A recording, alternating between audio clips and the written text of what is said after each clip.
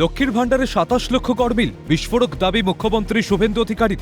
বুধবার কলকাতার নেতাজি ইন্ডোর স্টেডিয়ামে অন্নপূর্ণা যোজনার সূচনা মঞ্চ থেকে আগের তৃণমূল সরকারের দুর্নীতির প্রসঙ্গ টেনে শুভেন্দু বলেন, ২৭ লক্ষ উপভোক্তা আদতে ভারতীয় নাগরিক নন, অনেকে মৃত এবং অনেকে স্থানান্তরিত। আমরা এমন লোকেদের নাম কেটেছি। মুখ্যমন্ত্রী বলেন, জনগণের ট্যাক্সের টাকা অভারতীয়রা পেতে পারেন না।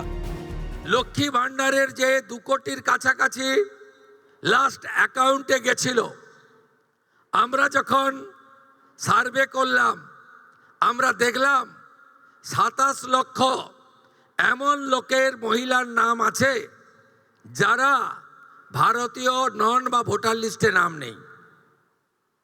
এক্ষেত্রে কিভাবে মৃত ব্যক্তির নাম আছে, এখানে থাকে না এমন লোকের নাম আছে, ৩ জায়গায় ভোটার লিস্টে নাম ছিল, ৩ জায়গায় টাকা অ্যাকাউন্টে ঢুকছিল, এমন লোকের নাম আছে।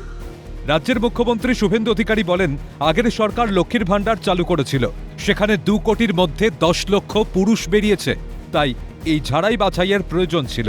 অন্নপূর্ণা যোজনার জন্য মোট ১,৬০,০০,০০০ আবেদন জমা পড়েছিল, তার মধ্যে ২৬ লক্ষ ফর্ম বাতিল হয়েছে। যারা বাংলাদেশ থেকে এসে সিএ আবেদন করেছেন তাদের নিষ্পত্তি না হওয়া পর্যন্ত এই টাকা পাবে। যারা ট্রাইব্যুনালে আবেদন করেছেন, নাম বাতিল নিয়ে মীমাংসা না হওয়া পর্যন্ত টাকা পাবে।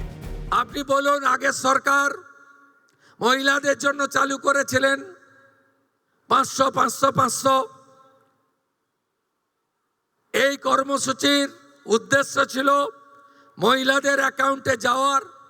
আপনি অবাক হয়ে যাবেন, এই ২ কোটির মধ্যে ১০ লক্ষ পুরুষ বেরিয়েছে। রাজ্যে পালা বদলের পরেই দুর্নীতিতে জিরো টলারেন্সের বার্তা দেয় বিজেপি সরকার। তারপর থেকে একে একে সামনে আসে তৃণমূল সরকারের আমলে সরকারি প্রকল্পের দুর্নীতির ছবি।